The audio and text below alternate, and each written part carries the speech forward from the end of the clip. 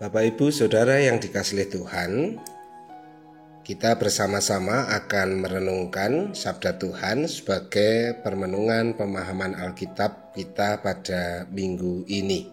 Sebelumnya mari kita bersama tunduk dalam doa. Ya Tuhan, sumber kekuatan, sumber kebenaran hidup kami akan merenungkan sebagian dari sabda-Mu.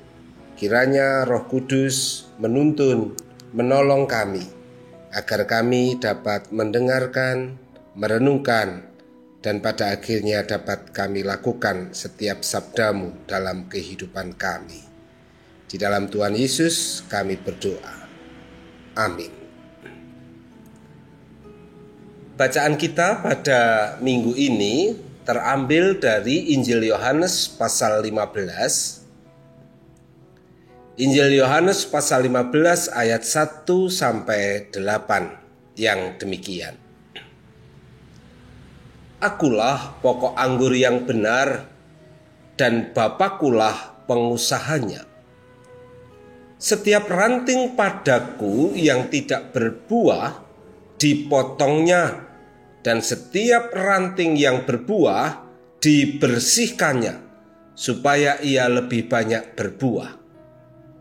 Kamu memang sudah bersih karena firman yang telah kukatakan kepadamu.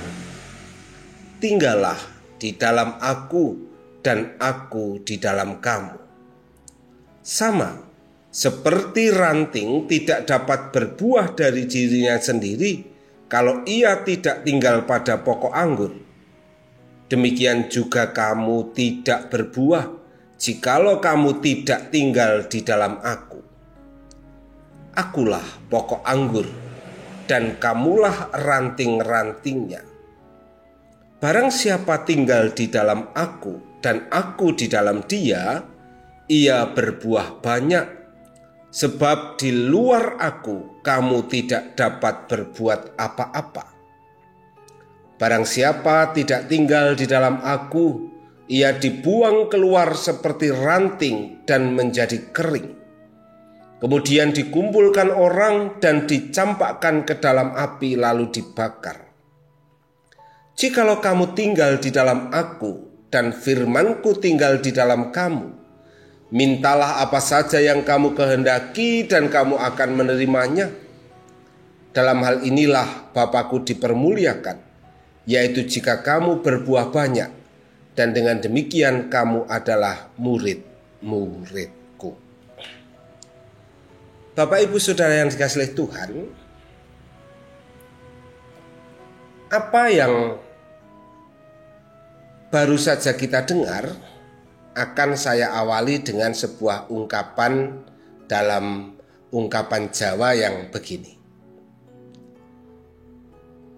Wong bener durung mesti pener.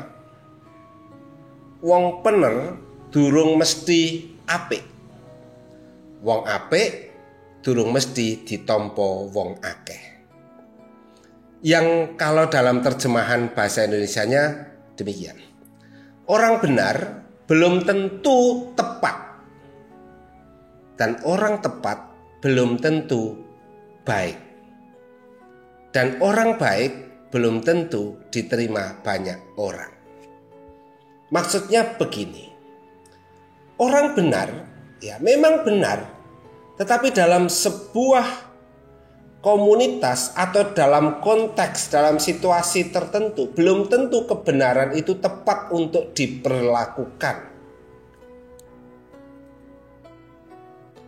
Meskipun kita mengatakan bahwa kebenaran itu bersifat universal, tetapi belum tentu.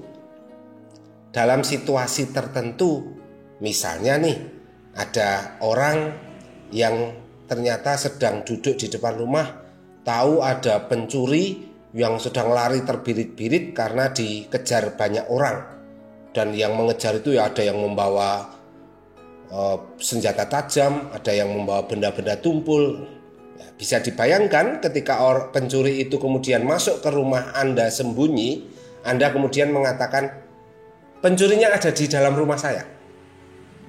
Pasti akan langsung dihajar, akan langsung ditangkap oleh orang-orang itu dan itu bisa mendatangkan kematian. Orang benar belum tentu tepat. Nah, orang tepat belum tentu baik. Nah, misalnya tepat nih, sudah melindungi pencuri tadi supaya tidak dibunuh. Tapi belum tentu baik. Karena apa? Karena kemudian membiarkan pencuri itu tetap dalam kebiasaan hidupnya untuk mencuri. Nah, mungkin kemudian Anda akan menemui pencuri itu setelah orang-orang itu pergi. Kemudian Anda akan memberitahu. Anda akan memberikan penjelasan tentang kehidupan yang baik. Mbok jangan mencuri lagi. Mbok begini, kamu bekerja saja di kebun saya. Kebun saya sekarang kebetulan sedang panen. Gimana kalau kamu bekerja membantu saya panen di kebun saya? Baik kan sikap itu? Baik. Nah, ketika kemudian Anda mempekerjakan orang itu, ada dua kemungkinan. Yang pertama, orang itu memang kemudian menerima dan mengalami perubahan, menerima baik. Tetapi belum tentu orang itu menerima baik. Bisa saja kemudian orang itu memanfaatkan kebaikan Anda. Dia kemudian mencuri hasil panenan Anda.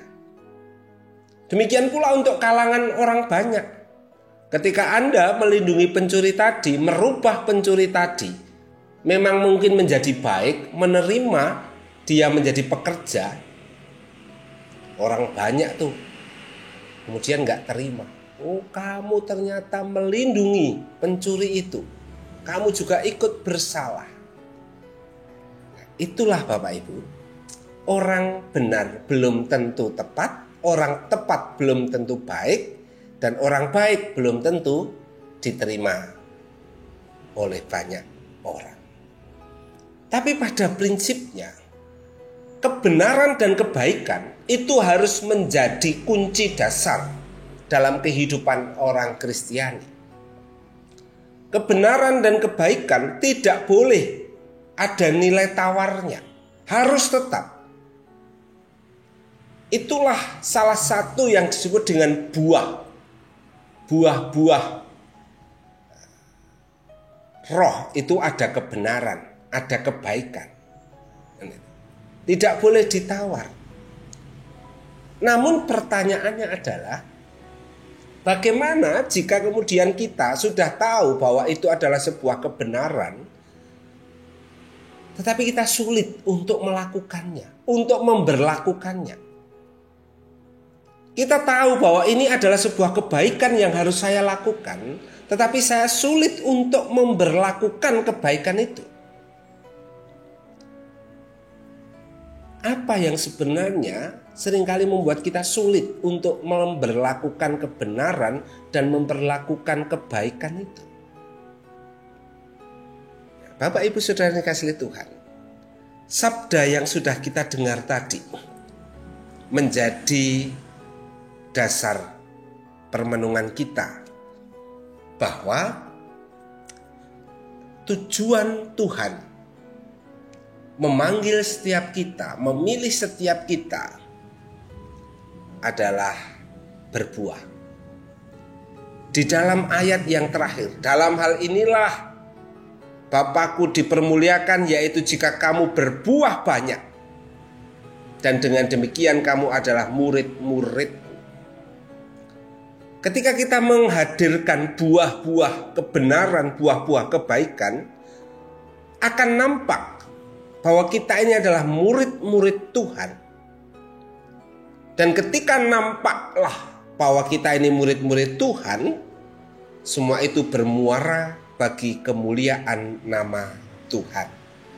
Bukan untuk pemuliaan diri kita, tetapi untuk kemuliaan nama Tuhan.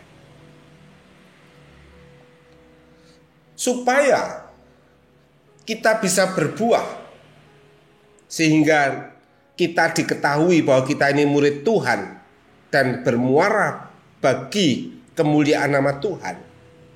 Apa yang harus kita lakukan? Tuhan Yesus mengatakan, bahwa Tuhan Yesus adalah pokok anggur dan kita ini ranting-rantingnya. Supaya kita dapat berbuah, Tuhan Yesus menghendaki agar kita tinggal di dalam Dia. Tinggal di dalam Dia. Ada sebuah hubungan yang memang harus terjadi antara ranting dengan pokok. Karena pokok ini menjadi sumber. Tanpa berpaut, tanpa berelasi dengan pokok, mustahil ranting itu akan berbuah. Nah, inilah yang mestinya menjadi permenungan kita. Jika selama ini kita sulit untuk menunjukkan buah kebenaran, buah kebaikan, adakah kita memang tinggal di dalam pokok anggur itu, yaitu Tuhan? Adakah kita melekat menjadi satu dengan pokok anggur itu?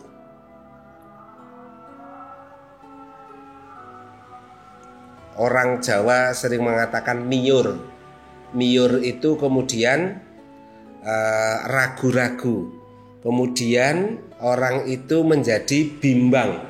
Orang itu menjadi labil. Ketika tidak bersatu dengan pokok anggur, disitulah muncul keraguan-raguan, kebimbangan, kelabilan. Tetapi ketika menyatu dengan pokok anggur yang benar, kita tahu bahwa ini adalah kebenaran yang memang harus dikeluarkan, harus diberlakukan. Ini memang kebaikan yang memang harus diberlakukan.